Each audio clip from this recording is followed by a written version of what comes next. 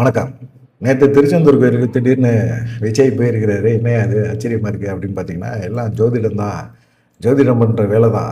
என்ன செஞ்சுருக்காங்க, ஜோதிடர் வந்து சொல்லியிருக்காங்க. கிட்டத்தட்ட நீங்கள் வந்து வெற்றி உங்களுக்கு உறுதிங்க. 140 தொகுதிக்கு மேலே ஜெயிக்கிறதுக்கு வாய்ப்புகள் அதிகமாக இருக்குது. அதனால நீங்கள் வந்து திருச்செந்தூர் போயிருங்க. சத்துரு சம்ஹார யாகத்தில் வந்து கலந்துக்கங்க. சத்துரு சம்ஹார யாகம் என்னத்துக்கு? எதிரிகளே இல்லாமல் இருக்கிறதுக்கு தான். ஏற்கனவே நிறைய பேர் பண்ணியிருக்காங்க இந்த விஷயத்த. சத்துரு சம்ஹார யாகம் பண்ணியிருக்காங்க. நீங்களும் போய் பண்ணிருங்க அப்படின்னு சொல்லி ஜோதிடர்கள் கொடுத்த ஆலோசனைப்படி என்ன செஞ்சிருக்கிறார் விஜய். திருச்செந்தூர் போயிட்டார். காலையிலே போயிட்டார். போயிட்டு அவர் வந்து சாமியெல்லாம் தரிசனம் பண்ணிட்டார். வேலையெல்லாம் கொடுத்தா அங்கே பார்த்தீங்கன்னா உதயகுமாரும் அவர் நண்பர் இன்னொருத்தரும் போயிருக்கிறாங்க. ஆர்வி உதயகுமார் அவரெல்லாம் பெருசாக கன்சிடர் பண்ணவே இல்லை. எல்லாம் விஜய் வந்தோன்னே விஜய்னு எல்லாம் போயிட்டு அந்த இதை கேள்விப்பட்டோன்னா ரசிகர் கும்பலாம் அதிகமாக வந்துருச்சு.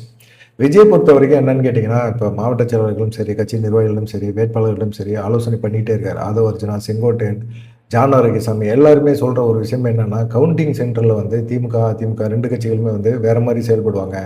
நமக்கு அந்த மாதிரி போதிய அனுபவம் இல்லாத நபர்களாக இருக்கிறாங்க. அதனால மாவட்ட செயலாளர்கிட்ட கூப்பிட்டு கடைசி வரைக்கும் கவுண்டிங் எண்ணி முடித்தோன்னா நமக்கு எத்தனை ஓட்டு விழுந்திருக்கு அப்படிங்கிறத கரெக்டாக நீங்கள் பார்த்து அதுக்கப்புறமா கையெழுத்து போடுங்க அப்படிங்கிற ஒரு விஷயத்தை வந்து தொடர்ந்து 4 நாளாக வலியுறுத்திட்டு வந்துகிட்டே இருக்கிறாங்க. இந்த மாதிரி சமயத்தில் வந்து நமக்கு வெற்றி வாய்ப்புகள் அதிகமாக இருக்குது அப்படின்னு ஜோதிடர் சொல்லியிருக்காரு. உங்களுக்கு வந்து இப்போ சூழ்நிலை எல்லாம் நல்ல சாதகமாக இருக்குது. மக்கள் தீர்ப்பு எல்லாமே உங்களுக்காக தான் இருக்குது. கண்டிப்பாக நீங்கள் ஜெயிச்சிருக்கீங்க அப்படின்லாம் பயங்கரமாக சொன்ன பிறகு தான் அவருக்கு வந்து நம்பிக்கை வந்துச்சு. சரி நம்ம போயிட்டு திருச்செந்தூர் முருகன் கோயிலில் போயிட்டு சாமியை தரிசனம் பண்ணிட்டு வந்துடும்னு சொல்லிட்டு. அது அவர் வந்த விஷயங்கள் வந்து பார்த்திங்கன்னா நிறையா பேர்த்துக்கு வந்து தெரியல. ஆனால் தெரிஞ்ச பிறகுமே வந்து நிறைய பேர் வந்து குமிஞ்சிட்டாங்க அப்படின்னு சொல்லி சொல்கிறாங்க. இவர் கூட வந்து பார்த்திங்கன்னா இப்போ ஜான் ஆரோக்கியசாமி, ஆதவ அர்ஜுனா, புஸ்லி ஆனந்த், அப்புறமா அவருடைய நண்பர் விஜயோட நண்பர் விஷ்ணு ரெட்டி இவங்க எல்லாமே என்ன செஞ்சுருக்காங்க, ஆலோசனையும் பண்ணுறாங்க. கிட்டத்தட்ட பார்த்திங்கன்னா சென்னையிலே ஒரு 16 தொகுதியில் 10 தொகுதி விஜய்க்கு வந்து சாதகமான ஒரு ரிசல்ட் வர்றதுக்கு வாய்ப்புகள் இருக்குது அப்படிங்கிற மாதிரி ஜோதிடர் வேறு சொல்லியிருக்காரு.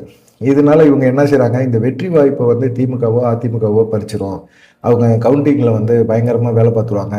அந்த கவுண்டிங்கில் வந்து வேலை பார்க்க விடாமல் நம்ம பார்க்கணும்னா நம்ம நிறைய விஷயங்களை பண்ணி தான் ஆகணும் அப்படின்னு சொல்லி பயங்கரமான ஒரு டிஸ்கஷன் ஏற்கனவே பண்ணியிருக்காங்க. ஆனால் இந்த விஷயம் வந்து எப்படின்னா, தாவேகாவை பொறுத்த வரைக்கும் அதில் இருக்கிற ஒரு மக்கள் மத்தியில் எல்லாத்துக்கு மத்தியிலையும் குறிப்பாக மக்கள் மத்தியில் சென்னையில் ஒரு விஷயத்த நினைக்கிறாங்க அப்படின்னா அது கன்னியாகுமரி வரைக்கும் தமிழ்நாடு பார்டர் வரைக்குமே எல்லா மக்களும் அதே போல தான் நினைப்பாங்க. சென்னையை பொறுத்த வரைக்குமே நம்ம 16 தொகுதியில் 10 தொகுதி நம்ம வெற்றி பெறுவோம் அப்படிங்கிற ஒரு சூழ்நிலை இருக்கும்போது கன்னியாகுமரி வரைக்குமே நம்மளுடைய வெற்றி வந்து அசைக்க முடியாத ஒரு வெற்றியாக இருக்கும் அப்படின்னு சொல்லி ஜான் ஆரோக்கியசாமி சொல்லியிருக்காரு. தாவேகா இந்த தடவை வந்து ஆட்சி அமைக்குமா அப்படிங்கிற ஒரு இது இருக்குது. 67லேருந்து காங்கிரஸ்லேருந்து திமுக வந்து ஆட்சியை கைப்பற்றினதுக்கு அப்புறமா தொடர்ந்து திராவிட கட்சிகள் தான் இருக்குது. காங்கிரஸ்னால கூட ஆட்சி அமைக்க முடியாத ஒரு சூழ்நிலை இருக்குது. இப்போ விஜய் வந்து இந்த இதை மாற்றத்தை கொடுப்பாரு அப்படின்னு சொல்லி ஜோதிடர்கள்லாம் சொல்லியிருக்காங்க. ஜோதிடர்கள் சொன்னதில் வந்து மிக முக்கியமாக இதுதான் நடந்திருக்குது. என்னடா இது அப்படிங்கிற மாதிரி ஒரு எண்ணம் வந்திருக்கு. விஜய்க்கே வந்திருக்குது. விஜய்க்கே நம்பிக்கை இல்லைனாலும் சரி ஜோசியர் சொல்கிறாரு அப்படிங்கிற மாதிரி அவங்க என்ன செஞ்சுருக்காங்க, ஜோசியர் சொன்னதை திருச்செந்தூரில் போய் அவர் வந்து சாமி தரிசனம் பண்ணியிருக்காரு. அங்கேயே வேலைலாம் கொடுத்துருக்குறாங்க. வேலைலாம் கொடுத்து விஜய்க்கு ரொம்ப பயங்கரமான ஒரு மரியாதை கொடுத்துருக்குறாங்க. அவர் வந்து என்ன செஞ்சுருக்கிறாரு, கார்லேருந்து வந்துட்டு ஒரு ரிசார்ட்டில் தங்கி ரெஸ்ட் எடுத்துகிட்டு அதுக்கப்புறமா வந்து அவர் என்ன செஞ்ச கோயிலுக்கு போயிருக்காரு. அப்புறமா பேட்டரி காரில் போய் கடற்கரையில் காலை நினச்சிக்கிட்டு அப்படியே கோயிலுக்குள்ளே வந்தார். சண்முகவிலாஸ் மண்டபத்தில் வந்து விஜய்க்காக அர்ச்சகர்கள் வந்து பூர்ண கும்ப மரியாதைலாம் கொடுத்தாங்க. ஒரு வேலும் கையில் கொடுத்து வேலை வச்சு நில்லுங்க அப்படின்னு சொல்லியிருக்காங்க. அப்படியே நேரடியாக வந்து மூலவர் சன்னதியை பார்த்த மாதிரி நின்று விஸ்வரூப தரிசனத்தை முருகப்பெருமானோட விஸ்வரூப தரிசனத்தை தரிசனம் பண்ணியிருக்கிறார். இதனால் பார்த்தீங்கன்னா இதில் வந்து ஒரு சில சட்ட சிக்கல்லாம் இருக்குது. காரணம் என்னென்னா, இவர் வந்து மாற்று மதத்தினர் சேர்ந்தவர். திருச்செந்தூர் கோயிலுக்குள்ளே உள்ளே போகிறவங்க மாற்று மதத்தினருக்கு அது அனுமதி கிடையாது. அவருடைய ஒருத்தர் வந்து பாதுகாவலர் வந்து இஸ்லாம் மதத்தை சேர்ந்தவர். இப்படி வந்து போக முடியாது, போகக்கூடாது, சட்டம் வந்து அதுக்கு அனுமதிக்கலை. ஆனால் பார்த்தீங்கன்னா அங்குள்ள இணை ஆணையர் ராமு அப்படிங்கிறவர் என்ன செஞ்சுருக்கிறாரு, அவர் வந்து பதிவேட்டில் வந்து கையெழுத்து போட வச்சிருக்கிறார். பதிவேட்டில் கையெழுத்து போட்டாகணும். இது மாதிரி மாற்று மதத்தினை சேர்ந்தவங்க வந்து வரணும். அப்படி வரும்போது பார்த்திங்கன்னா கோயிலுக்குள்ளே நுழையணும்னா இந்து மதத்தின் மீது நம்பிக்கை இருக்கணும், இந்து இறை நம்பிக்கை கண்டிப்பாக இருக்கணும். அதனால வந்து அந்த ஆணையத்தில் அந்த நோட்டு புக்கில் வந்து கையெழுத்து விஜய் வந்து போட்டிருக்காரு. அவர் கூட வந்த பாதுகாவலர் யாருமே போடலை. ஆனால் அவர் இணை ஆணையர் ராமு என்ன சொல்கிறாரு அப்படின்னா, நாங்கள் வந்து எந்த ஒரு நிபந்தனை மீறி செயல்படலைங்க. நாளைக்கு நீதிமன்றம் இந்த வழிகாட்டுதல் படி தான் நாங்கள் நடந்துருக்கிறோம். விஜய்க்கு தனிப்பட்ட முறையில் சொல்லலை. மாற்று மதத்தினராக இருந்தாலும் அவர் வந்து இந்து மதத்தின் மேலே நம்பிக்கையும் கடவுள் மேலே பக்தியும் கொண்டவராக இருக்கிறாரு, அதனால நாங்கள் அனுமதித்தோம் அப்படின்னு சொல்லி நாங்கள் தனியாக சொல்லிடுவோம் அப்படிங்கிற மாதிரி இருந்திருக்காரு. அப்புறமா பார்த்தீங்கன்னா அங்கே விஜய் போகிறதுக்கு முன்னாடியே இந்த விஸ்வரூப தரிசனத்தை பார்க்கணும் அப்படின்னு சொல்லிட்டு ஆர்பி உதயகுமார் போயிருக்காரு. அதே போல் உளுந்தூர்பேட்டை முன்னாள் எம்எல்ஏ குமரகுரு அவரும் போயிருக்காரு உதயகுமார் கூட சேர்ந்து. நம்ம போனால் நமக்கு தான் எல்லாருமே மரியாதை கொடுப்பாங்க அப்படிங்கிற ஒரு எண்ணத்தோடு தான் அவர் போயிருந்தார். பாவம் மனுஷனை பூசாரிங்க வந்து விஜய் வர வரைக்கும் வாங்க சார் வாங்க சார்னு சொல்லி உதயகுமார் வந்து தாங்கியிருக்கானுங்க. உதயகுமார் வந்து விஜய் வராருன்னு தெரிஞ்சோன்னா உதயகுமாரை யாருமே கண்டுக்கல, பெருசாக கண்டுக்கவே இல்லை. இவர் உதயகுமாரும் சரி குமரகுருவும் சரி நான் விடிய காலை 4 மணிலேருந்தே காத்திருக்கிறாங்க. இவரெல்லாம் வந்து 5 மணிக்கு மேலே தான் வந்திருக்கிறாரு இவர் விஜயெல்லாம். ஆனால் அவருக்கு கொடுத்த முக்கியத்துவம் உதயகுமாருக்கெல்லாம் சுத்தமாக கொடுக்கவே இல்லை. உதயகுமாருக்கெல்லாம் ரொம்ப அப்செட்டு. நான் இருடா நான் எங்காச்சும் தான் வரப்போகுது, திருச்செந்தூர் கோயிலே ஒரு மாற்றுறேன் அப்படிங்கிற மாதிரிலாம் உள்ளுக்குற மனசுக்குள்ளே நினச்சிருப்பார் போல இருக்குது. விஸ்வரூப தரிசனம் விஜய்க்கு எல்லாம் இந்த கூட்டத்தை பார்த்துட்டு ரொம்ப இதாகிடுச்சு.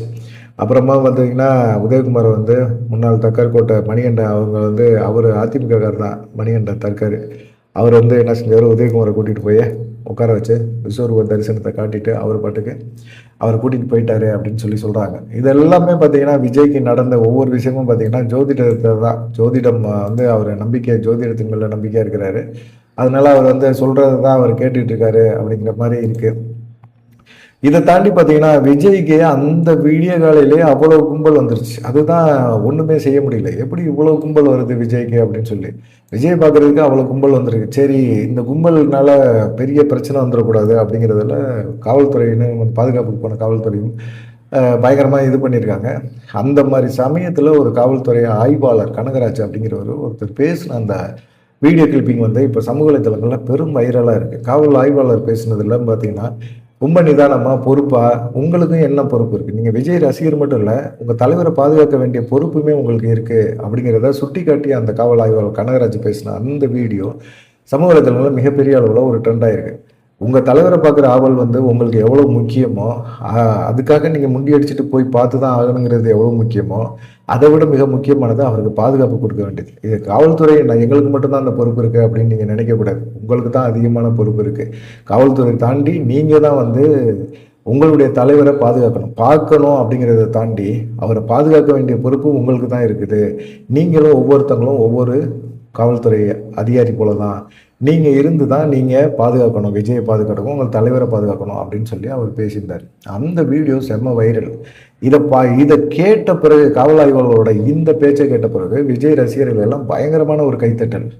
என்னடா இது, நம்ம தலைவரை தான் பாதுகாக்கணும் போல இருக்கு, நம்ம தான் பாதுகாக்கணும், நம்ம வந்து ஒரு நெருக்கடி ஒரு இடைஞ்சலை கொடுத்து தலைவரை பார்க்க வந்தவங்கெல்லாம் மூச்சு திணறி சாகுறதெல்லாம் வந்து இனிமேல் நடக்கக்கூடாது அப்படிங்கிற ஒரு எண்ணத்தை விதைச்சி விட்டார்.